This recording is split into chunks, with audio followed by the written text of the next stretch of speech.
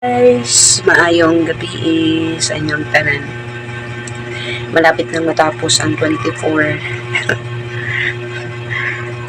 Kakauwi ko lang galing sa simbahan. Nagsimba tayo. Naglakad lang ako galing doon sa Basak papunta dito. Sobrang init, grabe. Para akong nahilo pagdating dito sa bahay.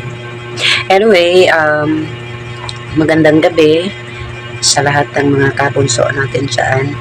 At unang-una, magpapasalamat po ako kay Lord na nandyan pa rin siya para gumabay sa akin kahit itong mga nakaraang araw ay may pinagdaanan ulit ako, no? Tingnan niyo yung ko mata. Ano yan? Basta, no? So, wala tayong tulog for consecutive 3 days or 3 nights. Tulog tag 2 hours. Gigising ulit kasi mag-check kung may message o mga ganun. So, tayo, parang lutang pa tayo ngayon. But, nandyan si Lord para gabayan ako kung ano ang magiging desisyon ko sa buhay. Yan, first, napasalamat ko. Second, yung mga kabunso na naniniwala pa sa akin na nandyan pa na nakasuporta sa akin, no? At hindi pa rin bumibitaw kahit na wala akong kwenta dito sa Kabunso community as vlogger. Salamat sa mga kabunso natin, no? At sa mga nag-greet sa akin ngayon, nais kong magpasalamat from the bottom of my heart. Maraming salamat po sa inyong lahat. Hindi ko na kayo maisa-isa kasi medyo madami-dami pa din, no? At yung nag-ano sa akin, nag-PM na pang hindi daw ipapamention.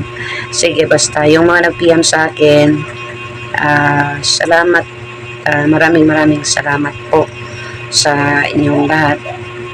At ako'y makakapagpatuloy. May sana yung nagbigay sa akin ng pancake. Small amount lang naman. Pancake lang naman. At hindi ko na siya binili kasi magiging practical ako. Walang-wala din ako ngayon, no? Kasi nagka-problem kami ni Upaw. Hindi pa ako pinadalhan.